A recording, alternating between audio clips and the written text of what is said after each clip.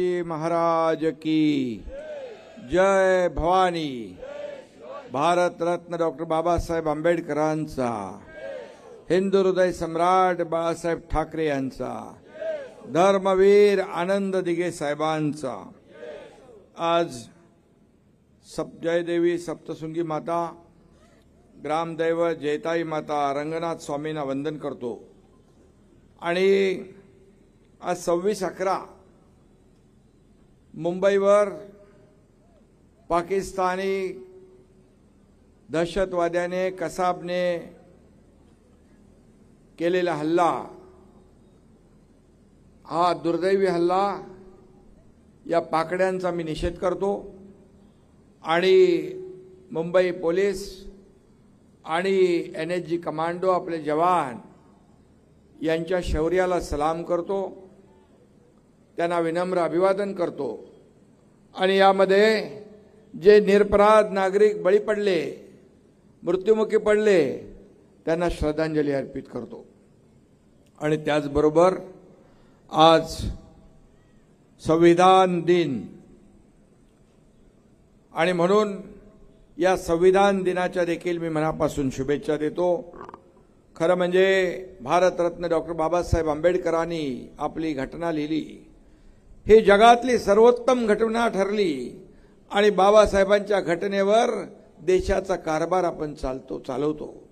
आणि म्हणून या देशाचा खरं म्हणजे बाबासाहेबांचं संविधान हा देशाचा आत्मा आहे आणि संविधान हाच आपला राष्ट्रधर्म आहे। आणि म्हणूनच बाबासाहेबांनी शिकवलंय, शिका, संघटित व्हा, संघर्ष करा। आणि हा संविधानाचा सन्मान करण्याचं काम देशाचे प्रधानमंत्री नरेंद्र मोदीजी यांनी केलंय, मी त्यांना देखील धन्यवाद देतो। आज माझ्या या ठिकाणी उपस्थित लाडक्या बहिणी, लाडके भाऊ, लाडके या ठिकाणचे सर्व मतदार आणि उपस्थित माझे सहकारी मंत्री संजय राठोड आणि व्यासपीठावरील सर्व सन्माननीय पदाधिकारी, मान्यवर आणि आपल्या नगराध्यक्षपदाच्या वणी नगर परिषद नगराध्यक्षपदाच्या उमेदवार कुमारी पायल तोडसाम आणि त्यांच्याबरोबर 29चं पॅनल आहे ना, 29 पॅनलमध्ये उभे कैलास बोबडे, वसुधा ढगे, मंजुषा झाडे, वैभव मांडवकर, शुभांगी ठेंगणे, जंगन खंडाळकर, नेहा खैरे, निलेश परगंटीवार, गीता पडोळे, संदीप खोब्रागडे, प्रणोती बांगडे, वर्षा सातपुते, प्रीती बिडकर, निलेश होले, देवाणी सूर, राजू रिंगोले, इंदिरा पालकी, राजेश खाडे, मीनाक्षी साठे, अक्षय बोत्रा, सोनाली अत्राम, मोहम्मद रहीम, सोनाली पुरी, हरिओम गिडाम, किरण कुतरमोर, धर्मेंद्र काकडे, तुलसा पेंदोर, हिना अहमद, संतोष पारखी, हे सगळे या आपल्या लाडकी बहीण पायल तोडसाम याची अख्खी टीम उभी आहे। आणि सप्तशृंगी मातेच्या या पवित्र भूमीतून नव्या पर्वाची सुरुवात होणार आहे। एक परिवर्तनाची नांदी या ठिकाणी पाहायला मिळते आहे।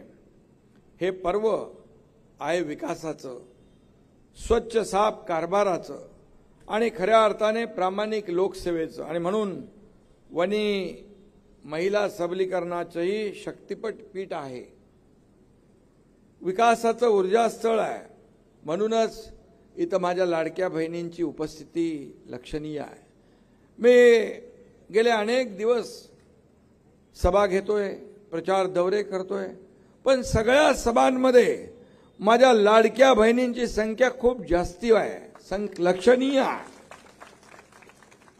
आणि जिथं लाडक्या बहिणींनी ठरवलं तिथं विरोधकांचा सुपडा साफ झालेला आहे, चारी मुंड्या चित झाल्या आहेत, इकडे लाडके भाऊ आहेत। आणि म्हणून मी लाडक्या बहिणींना मनापासून शुभेच्छा देतो, त्यांचं मनापासून अभिनंदन करतो। कारण तुमच्या समोर नगराध्यक्ष पदासाठी देखील आपली लाडकी बहीणच उभी केली आपण, पायल तोडसाम। आणि म्हणून शिवसेनेचा एकच ध्यास आहे, वणीचा विकास हाच ध्यास आहे. आणि म्हणून परफेक्ट निशाणा आणि अचूक नेम वणीच्या मतदारांचे धनुष्यबाणावर प्रेम असं म्हटलं तर वावगं ठरणार नाही. आणि म्हणून नगराध्यक्ष पदाची आपली लाडकी बहीण पायल तोडसाम विक्रमी मताने विजयी होईल. तिने तुमच्याकडे आशीर्वाद आताच मागितलेला आहे आणि सांगितलंय, मी कमी बोलते पण कामातून व्यक्त होईल, मी काम करून दाखवेन, या भागाचा विकास करून दाखवेन. खरं म्हणजे तिला आपल्याला संधी द्यायची आहे. खरं म्हणजे पायलताई विदर्भाकडून क्रिकेट खेळतात, विकेट घेणं त्यांना चांगलं माहीत आहे आणि त्या चौकार आणि षटकारही मारतात. आणि म्हणून 2 तारखेला त्या विरोधकांची विकेट घेतल्याशिवाय राहणार नाहीत असा विश्वास या ठिकाणी व्यक्त करतो. आणि लाडक्या बहिणींच्या टीमने खरं म्हणजे ही पायलताई वणीतला वर्ल्ड कप जिंकेलच, कारण आता नुकताच वर्ल्ड कप आपल्या लाडक्या बहिणींच्या टीमने जिंकला. आणि म्हणून इथलं देखील विदर्भातला जो 2 तारखेचा वर्ल्ड कप आहे होणारा, तो देखील पायल आणि तिची टीम जिंकल्याशिवाय राहणार नाही असा या ठिकाणी विश्वास मी व्यक्त करतो. कारण आपल्या हातामध्ये लाडक्या बहिणी आणि लाडक्या भावांच्या हातात मतदानाचं शस्त्र आहे. वणीतली जनता भ्रष्टाचाराचा महिषासूर जो आहे त्याला पायदळी तुडवणार आहे. शिवसेनेच्या भगव्याला वणीच्या भूमीत कोणीही अडवू शकत नाही. वणीत हवा कुणाची, लाट कुणाची, याचं एकच उत्तर मी पाहिलं. मी थोडं माहिती घेतली. या भागातल्या लोकांनी आता ठरवलेलं आहे, या भागातल्या लोकांनी ठरवलंय की आता परिवर्तन पाहिजे, परिवर्तन विकासाचं पाहिजे. या भागामध्ये जे गेले अनेक वर्ष ज्यांनी सत्ता भोगली त्यांनी किती कामं केली हे तुमच्या समोर आहे, किती विकास केला हा तुमच्या समोर आहे. खरं म्हणजे ब्लॅक डायमंड सिटी अशी वणीची ओळख असली तरी सुद्धा इथली माणसं जी आहेत ही इथली माणसं सोन्यासारखी आहेत. परंतु विकासाच्या नावावर काय केलंय आपल्याला सगळ्यांना माहीत आहे. आणि म्हणूनच कोळशाच्या नगरीतले वणीकरांचं आयुष्य खऱ्या अर्थाने सोन्यासारखं करायचं असेल तर परिवर्तनाशिवाय पर्याय नाही, शिवसेनेशिवाय पर्याय नाही, धनुष्यबाणाशिवाय पर्याय नाही, हे मी आपल्याला सांगायला आलोय. इथल्या कोळशाच्या खाणीमुळे देशाला तर ऊर्जा मिळते, पण जनतेच्या वाट्याला येत आहे ते धूळ, प्रदूषण आणि खराब रस्ते. दिवस रात्र कोळशाची अवजड कोळशाची वाहतूक करणारे ट्रक या ठिकाणी शहरातल्या रस्त्यांची चाळण करतायत. कोळशाच्या धुळीमुळे इथल्या नागरिकांना, लहान मुलांना श्वसनाचे आजार होत आहेत, ज्येष्ठ नागरिकांना श्वसनाचे आजार झालेले आहेत. हा त्रास कमी करण्यासाठी बायपास रोडचं काम आम्ही केल्याशिवाय राहणार नाही. म्हणजे या शहरातून ट्रक येण्याचा विषय संपून जाऊ शकतो. अंतर्गत रस्ते पाहिले सगळे तुटले फुटलेले आहेत, याची देखील चौकशी केली पाहिजे. जिथं जिथं भ्रष्टाचार झालाय तो भ्रष्टाचार तो उखडून टाकला पाहिजे. कारण हे पैसे तुमचे आहेत, हे जनतेचे पैसे आहेत. आणि या नगर परिषदेमध्ये नगर विकास खात्याने दिलेले पैसे हे जनतेचे आहेत आणि नगर विकास खाते हे तुमच्या एकनाथ शिंदेकडे आहे. त्यामुळे या भविष्यामध्ये जे जे काही करायचं आहे ते आपण केल्याशिवाय राहणार नाही. मी आपल्याला एवढंच सांगतो, लाडक्या बहिणी इथं उपस्थित आहे. लाडक्या बहिणी, लेक लाडकी लखपती, मुलींचं उच्च शिक्षण, एसटी मध्ये 50% सवलत, सगळ्यात महत्त्वाचं म्हणजे मी मुख्यमंत्री असताना आपल्या सगळ्यांच्या नावापुढं आईचं नाव नव्हतं, वडिलांचं होतं. पण आईचं नाव लावण्याचा देखील निर्णय आपल्या सरकारने घेतला मी मुख्यमंत्री असताना. लाडकी सून अभियान आपण राबवतोय. जिथं अन्याय होईल त्या अन्यायाला लात मारून तिथं न्याय देण्याचं काम आपण करतोय. या सगळ्या योजनांमध्ये सगळ्यात माझी महत्वाची आणि फेवरेट कुठली योजना असेल तर मुख्यमंत्री माझी लाडकी बहीण योजना. सगळ्यात पॉप्युलर आणि सगळ्यात अतिशय लोकप्रिय आणि यशस्वी झालेली योजना लाडकी बहीण योजना. मी मुख्यमंत्री असताना हा निर्णय मी घेतला, कारण मी गरिबीतून आलोय. मी एक शेतकऱ्याचा मुलगा. सर्वसामान्य कुटुंबातून आल्यानंतर सर्वसामान्य कुटुंबाची अवस्था काय आहे ते मला माहित आहे. माझ्या आईची, माझ्या पत्नीची तगमग मी पाहिली आहे, काटकसर मी पाहिली आहे, घर कसं चालवायचं हे मी पाहिलंय. त्यांच्या डोळ्यातली तगमग, डोळ्यातले अश्रू पाहिलेत. आणि म्हणून मी जेव्हा मुख्यमंत्री झालो त्यावेळेस आम्ही ठरवलं आमच्या सरकारने की या माझ्या माता भगिनींच्या जीवनामध्ये सरकारच्या वतीने काही ना काही आधार देण्याचा निर्णय आपण घेऊया. आणि त्यातूनच लाडकी बहीण योजनेचा जन्म झाला, शुभारंभ झाला. विरोधक लाडकी बहीण योजना बंद पाडण्यासाठी कोर्टात गेले, कुठं कुठं गेले, म्हणाले चुनावी जुमला आहे, हे का होणार नाही. पण हा तुमचा भाऊ एकनाथ शिंदे मुख्यमंत्री होता, दिलेला शब्द पाळणारा होता. आणि म्हणून लाडकी बहीण योजना सुरू झाली आणि माझ्या लाडक्या बहिणींच्या खात्यामध्ये पैसे जाऊ लागले. मी आपल्याला विचारतो, तुमची ओवाळणी सुरू आहे ना दर महिन्याची? बिलकुल चिंता करू नका. आणि तुम्हाला हेही सांगतो मी, हा तुमचा लाडका भाऊ असेपर्यंत ही लाडकी बहीण योजना कधीही बंद होणार नाही. एवढ्यावर तुम्हाला ठेवणार नाही आम्ही. तुम्हाला स्वतःच्या पायावर उभं करण्यासाठी, आपल्या प्रपंचाला आणखी हातभार लावण्यासाठी आम्ही योजना, स्वयंरोजगार, महिला बचत गट हे अधिक मजबूत कसे करता येतील, छोटे मोठे व्यवसाय कसे करता येतील. आणि जसं ग्रामीण भागात बचत गटाला अनुदान मिळतं तसं या नगरपालिका हद्दीमध्ये देखील अनुदान कसं मिळेल हे देखील सुरू करण्याचा निर्णय आपण घेऊ. कारण नगर विकास खाते या तुमच्या एकनाथ शिंदेकडे आहे. आणि म्हणून मी बोलतो ते करतो, दिलेला शब्द पाळतो. आणि म्हणून जेव्हा मी मुख्यमंत्री होतो, सीएम होतो, त्यावेळी लोक म्हणायचे सीएम म्हणजे चीफ मिनिस्टर, मी म्हणायचो सीएम म्हणजे कॉमन मॅन, सर्वसामान्य माणसातला माणूस. आता लोकच म्हणतात डीसीएम म्हणजे डेडिकेटेड टू कॉमन मॅन. काय प्रॉब्लेम आहे? सर्वसामान्य माणसाचा नेता म्हणून घेणं काय कमीपणाचं आहे? सर्वसामान्य माणूसच आपला केंद्रबिंदू आहे.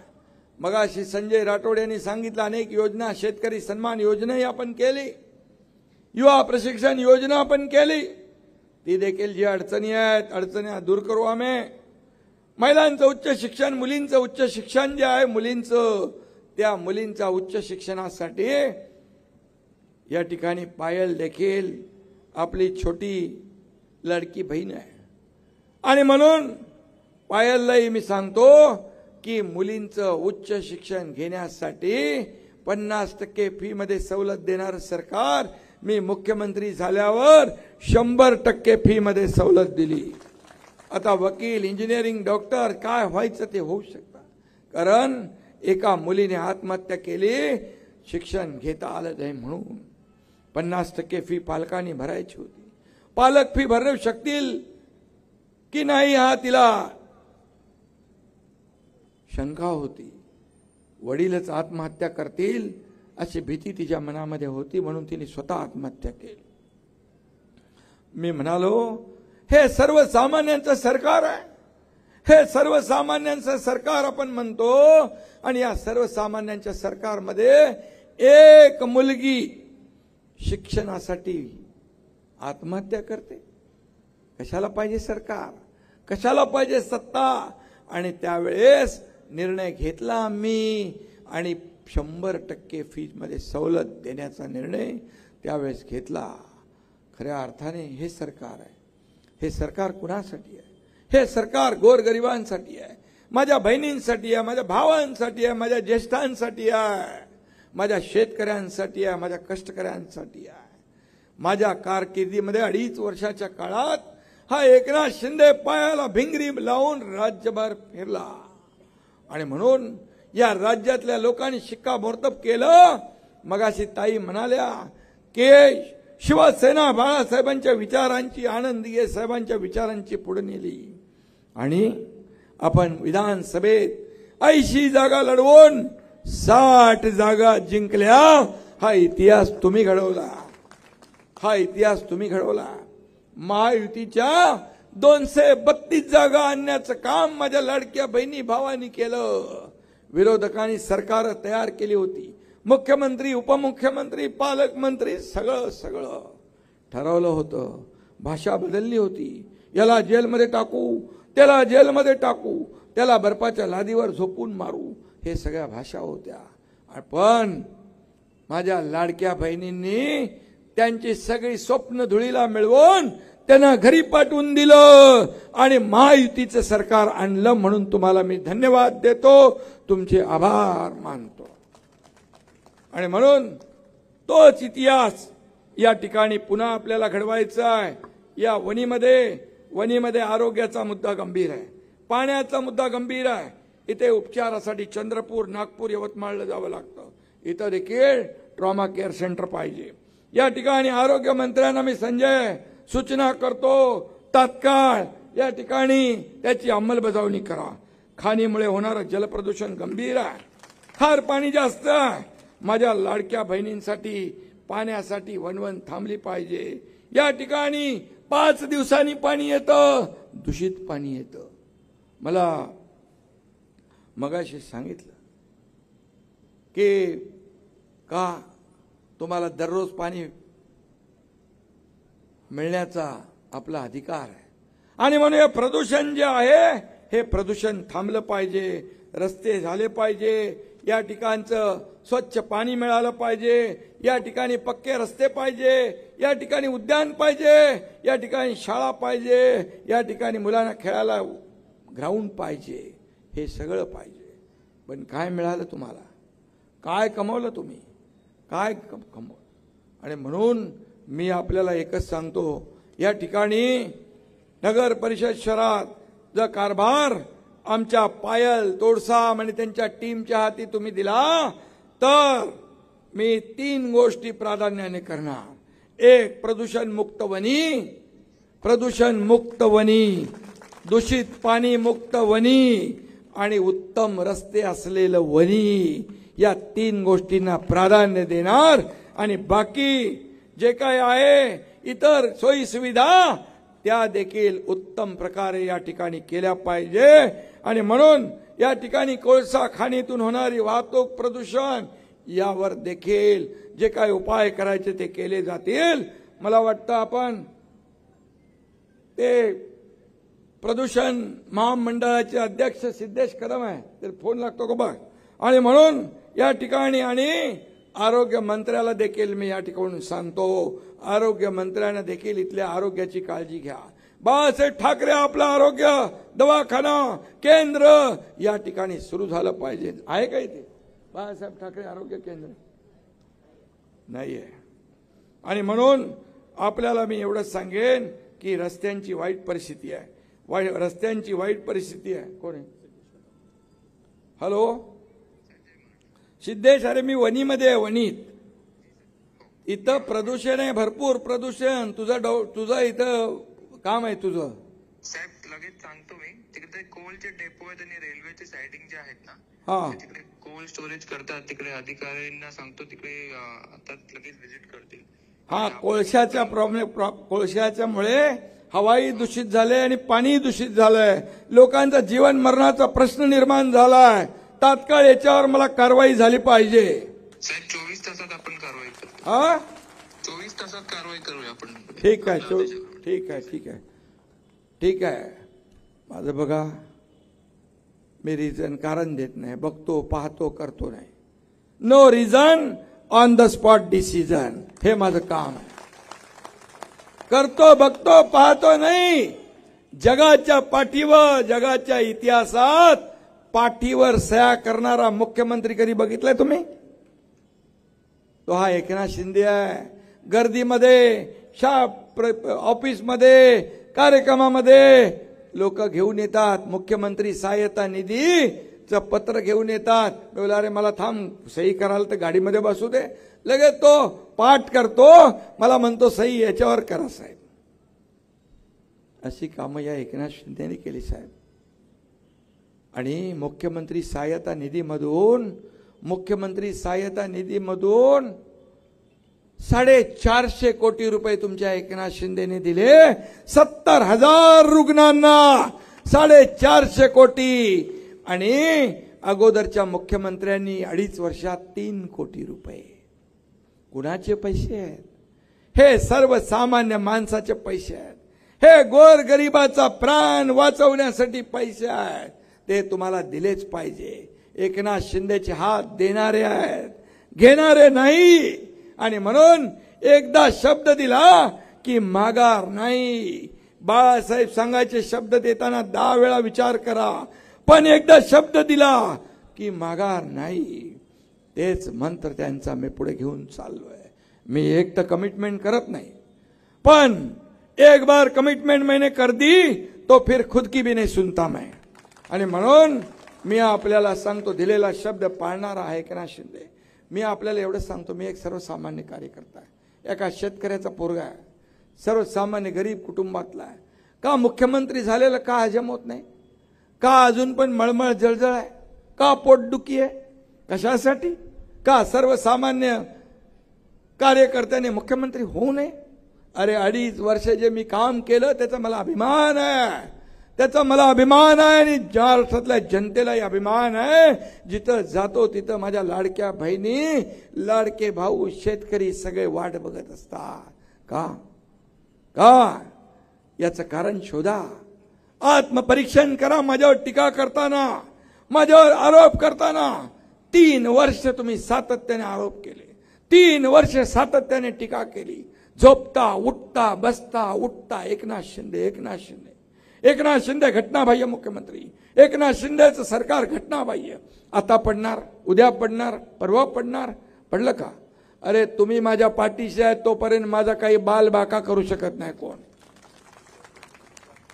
आणि म्हणून मी आपल्याला इथे शब्द देऊन जातोय, जे मी बोललोय ते 2 तारखेला तुम्ही आमच्या पायल तोडसामची, या पायलची टीम जी उभी आहे, या पायलच्या टीमला तुम्ही विजयी करा. बघा तुम्ही या वणीमध्ये परिवर्तन घडवल्याशिवाय राहणार नाही. हा शब्द एकनाथ शिंदेचा. आणि एकनाथ शिंदे शब्द दिला की पाळतो. म्हणून मार्केटमध्ये थोडीफार व्हॅल्यू आहे माझ्या शब्दाला. विश्वास ठेवतात लोक. हा संजय राठोड इथं बसलाय, मंत्री झाला, 50 आमदार माझ्या सोबत. आम्ही जेव्हा अतिरेक झाला, जेव्हा धनुष्यबाण आणि शिवसेना काँग्रेसच्या दावणीला बांधण्याचं पाप झालं, तेव्हा आम्ही उठाव केला आणि सरकार बदललं. आम्ही कुणाचंही सरकार घेऊन नाही गेलो. आम्ही सत्तेवर पाणी सोडून गेलो, सत्तेवरून पाय उतार होऊन गेलो आणि महाराष्ट्रातल्या जनतेच्या मनातलं सरकार आम्ही आणलं.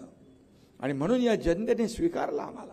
लोकसभेत स्वीकारलं, विधानसभेत स्वीकारलं. ज्यांनी विरोध केला, ज्यांनी बाळासाहेबांचे विचार सोडले, ते 110 लढले जागा आणि 20 जागा जिंकले. हा एकनाथ शिंदे, मगाशी मी सांगितलं तुम्हाला, 80 जागा लढून 60 जागा विधानसभेच्या जिंकला. हे महाराष्ट्रातल्या जनतेचं प्रेम आहे. आणि म्हणून मी आपल्याला विनंती करतो, हे तुमच्या भवितव्याचा फैसला आहे.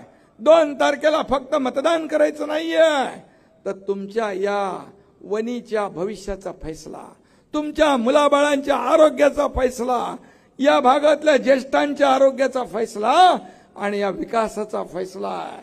ठरवा तुम्ही काय करायचं ते. एक मत तुमचा इतिहास घडवू शकतं, एक मत तुमचा इतिहास घडवू शकतं आणि वणीमध्ये परिवर्तन घडवू शकतं.